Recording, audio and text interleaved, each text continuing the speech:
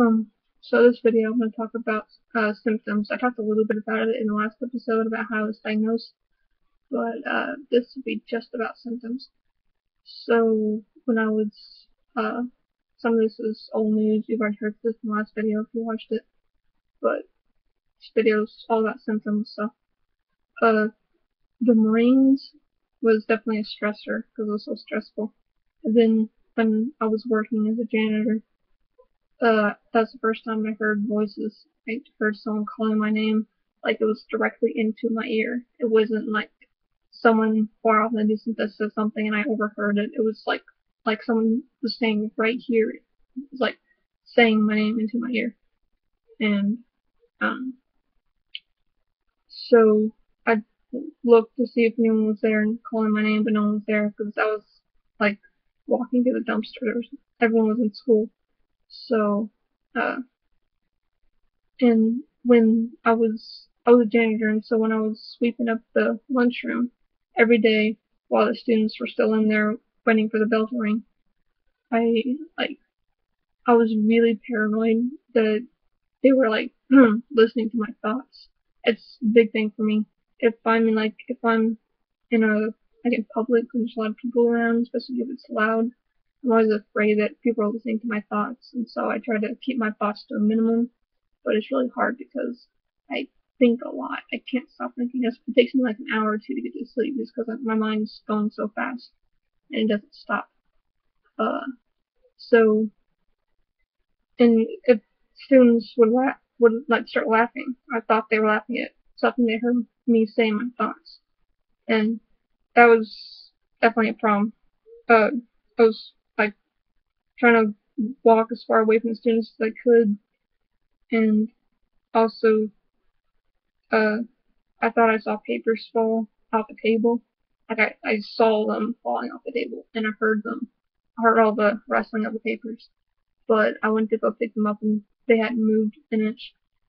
Um, one time I was sitting on the couch and I saw a huge brown fuzzy thing crawling on the floor. And I looked for it and I couldn't see it again. And maybe, who knows, maybe there actually was something, I just couldn't see it later. But I definitely saw it. Whether or not it was there, I'm not sure because I never found it. And it was pretty big, so I think that if it was there, I would have found it later, or it would I heard someone screaming because they saw it. So I'm pretty sure it was a hallucination. Um, let's see. When I was in the Navy, my school very stressful. If you had under an 84, you were failing. Uh, and I couldn't focus. I mean, I really loved the subject matter. It was electronics. So I loved electronics ever since I was a little kid. So it wasn't that I was bored. And I would always take notes, but when I would fail a test, like for the second and third time, they would look at my notes. Because when in the Navy, if you're in school and you fail a test, you have what's called an ARB, Academic Review Board, and you have to bring your notes, and if you don't have adequate notes, then you get in trouble for that. So I always took really good notes. They weren't actually really good notes. It was uh I didn't really understand how to take notes, and they looked at them, and he was looking through them, and he was like, "How do you read this?" It was very disorganized. Um, like writing here, but then another totally different subject, like here, and there are like little boxes around it. Very disorganized. And while I was in class, it was hard for me to focus because I was always daydreaming. I could not stay in the reality. I was always like daydreaming about stuff that could happen, not necessarily bad things, just things I could be doing in the future, and my mind just will not stop thinking about things that weren't important. Uh, and I would put myself in like fantasy positions, like, oh, I could be a rock star, and that's another thing. I have a like grandiose delusion that I'm gonna be famous, and nothing anyone says is gonna change that. I believe I will be famous, and uh, like I want to be a rock star, and I haven't even touched my guitar in months. And that's another thing. Sorry, I'm so disorganized, but my thoughts are all over the place. But That's another thing about that. Like lack of motivation and not really doing things you used to do. I used to play my guitar every single day for like an hour or two. I haven't touched my guitar in months. Uh, and just no motivation at all. I just like sit in my room, go on YouTube. And it's not that I'm being lazy. I just don't care about anything else. Uh, and I used to, go on walks, uh, play guitar. I didn't really do. I used to, write books and stuff. And now I just don't care. Uh, and when I was in college, the first time before the Marines, before the symptoms started, I was pretty good in college. I made pretty good grades. I had like a 2.7 GPA probably. But after the Marines, when I went back to college and I started developing the symptoms, I was terrible. Like my grades were in the single digits. Like maybe that was just a test. I made like a 7, but my grades were really slipping. I didn't even finish the semester because I was going to get kicked out for grades. Uh, so I think I had like a 1.0 GPA when I went back to college. I haven't been back since. And the thing is, I can't keep a job. I've had 14 jobs, and I'm only 24. Uh, I My longest job was 11 months, and that was the Navy. My longest civilian job was 9 months. Uh, that was a job I had when I first noticed the symptoms starting. And uh, keep my mind on what I'm doing. Uh, I'll get back to it eventually. Yeah. Anyway, so uh, I have this. Well, okay, one morning before the Navy, I woke up and I've had this uncontrollable urge to cut off my fingers. It was very strong, and it was just sheer willpower that I was like, okay, I cannot cut off my fingers. But I just all I wanted to do is all I could think about was I have to cut off my fingers. I was thinking about like using my finger as a keychain and I maybe gnaw on it a little bit, maybe like chew on it or something. I was obsessed with cutting off my fingers and doing something with them. And I'm sure it would have hurt, but I don't think I would have cared really. Just the fact that my fingers would have been cut off would have been enough for me. I don't think I would have cared if it hurt at all, if I even felt the pain, because I was in like a psychotic episode where nothing else mattered. And I think if I had gone to Home Depot or something and had an axe, I probably would not have been able to stop myself. I probably wouldn't have all 10 fingers today if I'd gone to like Home Depot or Lowe's. Uh, and let's see. I have these constant thoughts that I want to hurt people. Like I want to. One time I almost went to the library and just I didn't obviously go to the library because I knew I was unstable at the time. But I was thinking I would go into the girls' bathroom and just strangle the first person I saw. And for no reason. I mean, I have nothing wrong with people. I don't really like people, but it's no reason to kill them. But I just have this constant thought I have to kill someone. I have to hurt someone. I have to kidnap someone. Uh, and it's usually uh, like if I'm in a psychotic thought that I can't get rid of and I'm completely obsessing about it, usually lasts for about 2 weeks. Then I have like a week or two off, and then I go back to a psychotic obsession, and it changes. Sometimes, like, I hope I'm going to be in a car accident for no reason. I just hope. And I used to not wear my seatbelt just in case I was in a car accident. Not that I wanted to die or anything. I thought, okay, I have to be in a bad car accident and I can't walk away from it. That would be bad. And that's all I could think about is it would be bad if I could just walk away from it. And other times it's I want to kidnap someone. Other times it's I want to be a serial killer. There's a time when I had like a serial killer DVD. I would watch it and I would admire them. And of course it's not admirable. There's nothing good about killing and I knew that. But I was obsessed with it. And uh, one big one was I had this psychotic urge to be a paraplegic. Um, I had made several different plans of how I could be a paraplegic, and anytime I would see a wheelchair during that phase, I would get even more obsessed with it, and I couldn't stop thinking about it.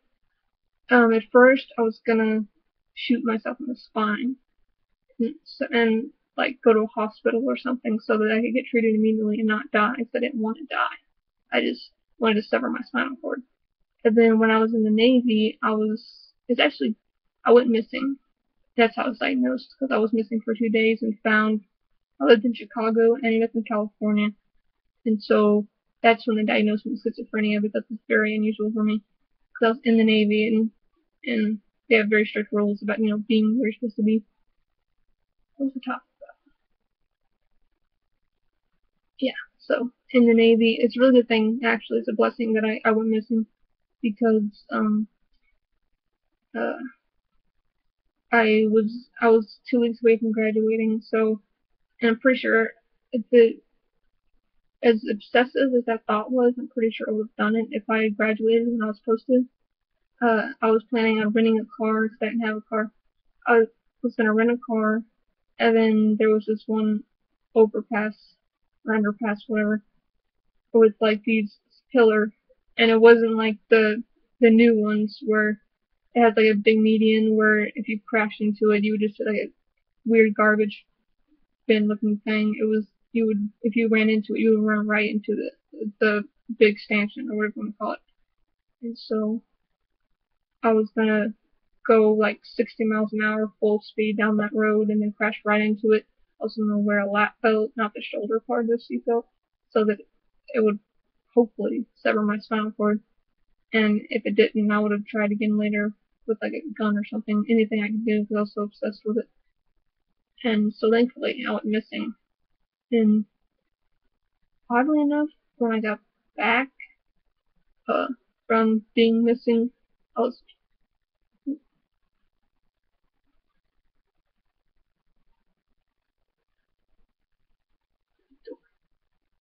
sorry, I'm very paranoid that people are gonna hear me. In my first video, it took me 2 minutes of pure awkward silence because I couldn't. It's like I was afraid that people were gonna hear me through the walls or through the doors, and it's also kind of paranoid that there was like some being and some spirit in the room that was gonna hear me and judge me and laugh at me. But anyway, so when I got back to Chicago, back to my base, I was surprisingly very calm. I didn't really, I wasn't nervous about being in trouble or anything. I was just very calm and indifferent. Uh, and when I was in Chicago after my diagnosis, uh, it was weird. I would hear something and think I was somewhere else. I was on the computer and I heard the fan from the tower whirring up, and I immediately thought I was in an airplane. And that only lasted for like a second, and then I snapped out of it. But I was on the female deck, the floor with the other girls on it, and I saw a sign that said male on deck because there were guy painters painting the walls, and they had let us know there was a guy on the floor, so not to go out in your underwear or anything. And I saw that sign, male on deck, and I immediately thought that I was on the male deck, and I got really nervous and like, oh no, I'm on the male deck, and I'm a girl. And sometimes I would think I was a guy for like a second or two. It was very confusing. But yeah, and uh when I was in the night I got back to Chicago after that, I was in the shower and I would just like close my eyes and I would see a park and I thought I was in the park and so I'd start walking forward. It happened pretty much the whole shower. I would just keep walking forward because I thought I was in a park. And yeah, anything else? Oh yeah, there was uh not very often, but sometimes, like in the past, I would be certain that like someone was gonna come to my house and kill me. I used to sleep with a BB gun. Sometimes I sleep with a paintball gun. And I was just positive that someone was gonna come into my house and kill me. And um, it,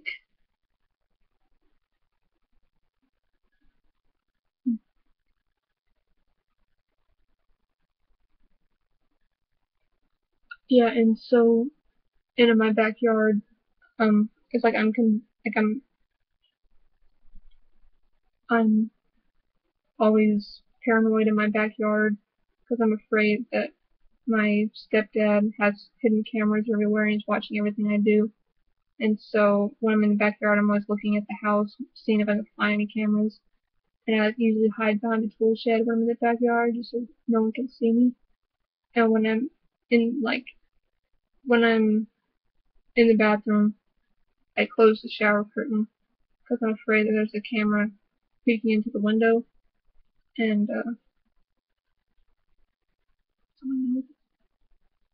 and uh, when I'm in the shower, there are two lights in the bathroom. One is directly over the shower. I never turn on that light because if there is a camera, because you can't close the shower curtain and block the view of the camera. So I never turn on the shower light because I don't. If there is a camera, I don't want it to have good light. I don't want it to have good lighting.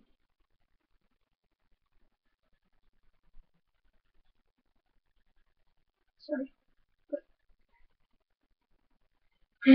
yeah. And there would be a time, like several times, when I'm walking through the house and I feel like there's like this demon right behind me, following me, like I can feel it practically. Uh, it's like if someone's walking really close to you, you can't actually feel them, but it's like you kind of can, but you're just so close to you, in your personal space, and it's kind of like that. I feel like there's like a demon right behind me, and sometimes I would like